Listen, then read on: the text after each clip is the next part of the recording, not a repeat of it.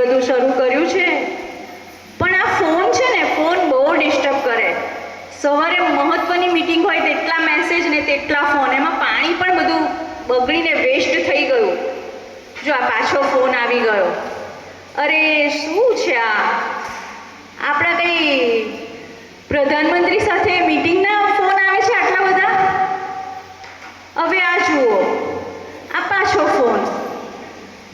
અરે આ શું કરે છે? આટલી બધી સરસ સુવિધાઓ ઉપલબ્ધ થયા પછી પણ આવી રીતે શૌચાલયનો ઉપયોગ કરતા નથી, અને આ પણ ફોન હાથમાં રાખીને ચાલી ગયા. બધું ગંદુ થઈ ગયું. અરે આ બંધ કરો. જે મારી આગળ ઊભેલી 3 દીકરીઓ છે તે સાઈનથી આ અને પાણી બચાવો, આપણે શૌચાલયનો ઉપયોગ કરવો જોઈએ તેવો મેસેજ તમને આપી રહી છે. હવે આ મારી નાની દીકરી પાછું બાળક છે ભાઈ, ખાતા ખાતા બધું ફેંકી દે, એમાં શું? એવી ખબર નથી, પણ આપણે કેળવણી આપીએ છીએ. હવે આ પાછો ફોન.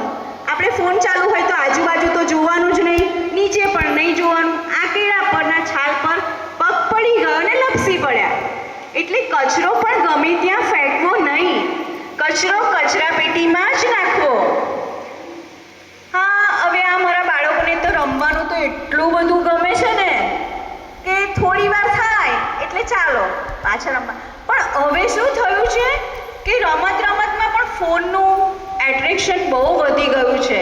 બધી જે ખુલ્લામાં આઉટડોર ગેમ હતી એ પણ બંધ થઈ અને મોબાઈલમાં ગેમ શરૂ થઈ ગઈ છે. હવે અમારી નાની નાની ચકલીઓ આવી ગઈ છે કીકુ બાપાના બાગમાં. જુઓ, પણ આ શું? અરે બધા ઝાડ કપાઈ રહ્યા છે, વૃક્ષોનું નિકંદન નીકળી રહ્યું છે. આ તો ના ચાલે. અમે ક્યાં જઈશું? અમારું ઘર ક્યાં? વૃક્ષો કપાઈ જશે તો વરસાદ નહીં પડે, પાણી નહીં મળે, તો પછી અમે ખાશું શું, પીશું શું? આ બધા સવાલો સાથે અમારી દીકરીઓ શોધી રહી છે કે ક્યાં છે અમારું ઘર, ક્યાં છે અમારો માળો. પણ આ શું? ઝાડ કપાઈ રહ્યા છે. આજે 6 લેન રોડ જોઈએ છે, 4 લેન રોડ જોઈએ છે, એના માટે વૃક્ષોનું નિકંદન નીકળી રહ્યું છે. અરે કેટલી તરસ લાગી છે, ભૂખ લાગી છે, પણ ઝાડ ક્યાં છે? અરે આ બધામાં તો નર્વસ થઈ ગયા અમારા પક્ષીઓ, અને પાણીની તરસથી તેઓ મૃત્યુને શરણે થઈ ગયા. બહુ જ ખરાબ છોકરીઓ મેસેજ આપે છે, વૃક્ષો બચાવો, વૃક્ષો વાવો.